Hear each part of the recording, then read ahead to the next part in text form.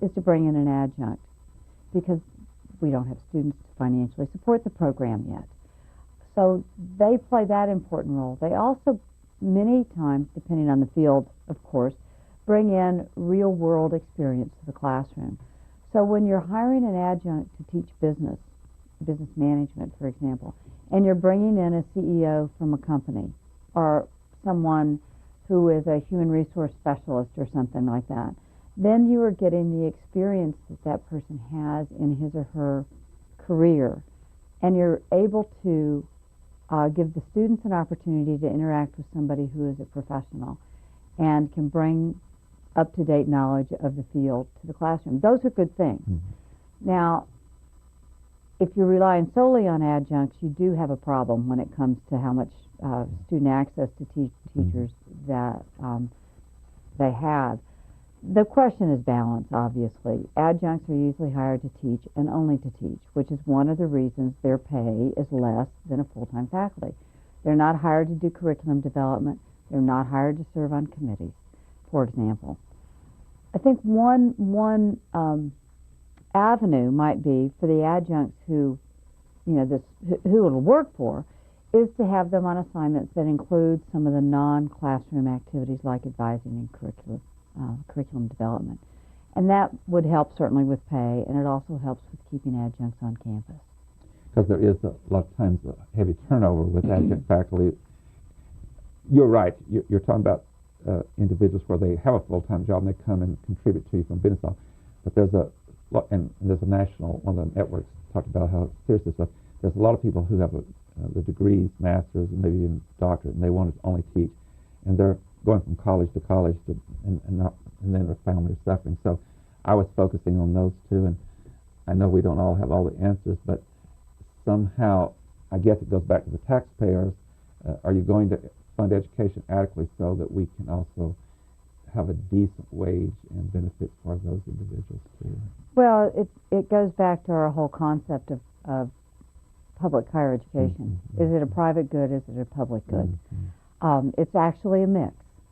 And the more we recognize the public good aspect of higher education, the more we will see support from the taxpayers to fund higher education at the appropriate level.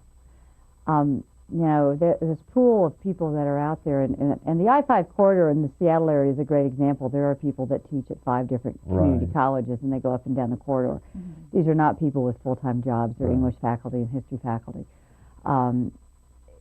This can be our pool of candidates for the full-time jobs that we're going to have open because our baby boomers are retiring. That is one of the part of the solution. Well, it is. Yeah, it is. Or no, right now we have about 2 minutes.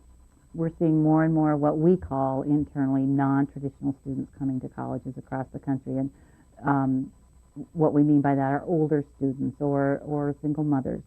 How are colleges and universities welcoming them to their campuses, and what kinds of things can we do to even encourage more of that? One thing it's flexibility. We have to have schedules that are responsive to the lives of our students and potential students. If all we do is offer classes from 9 in the morning to 2 in the afternoon, a working mom is not likely to be able to come to school. And if she can't come to college, then she runs a risk of not being able to provide a good life for her kids. Excellent. Well, it's been a great pleasure having you on the program, and I want to take a minute to say we wish you well in your new endeavor. And I know from the comments you've made publicly that you're enjoying the community, and you say it's one of the most friendly communities that you've lived in. That is true. Yes. It's quite wonderful here. Yes. And good luck and all these challenges we talked about. And what I'm pleased about is that we have talked today on not only about some things about our institution, but about the entire nation and the kind of questions that arise. Ladies and gentlemen, if you've joined our program in progress, our guest has been Dr. Priscilla Bell. She holds a Ph.D. and is currently the president of North Idaho College. And before coming here, she's had other experiences as she served as president of Highline Community College and also president of Fulton Montgomery Community College in New York, and served many years in the Tacoma Community College, in fact 17.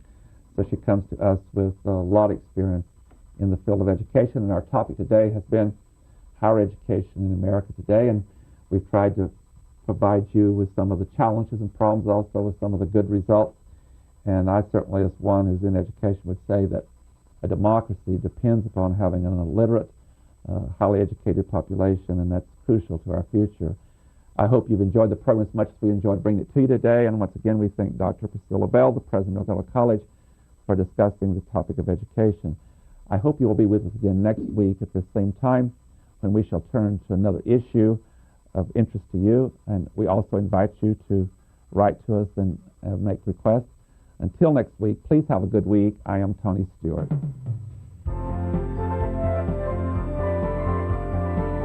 Recorded on the campus of North Idaho College, Public Forum is the longest-running in-house college production on PBS. Each episode is pre-recorded live and is an educational outreach from North Idaho College. Please join us at this same time next week for another edition of Public Forum on this public television station.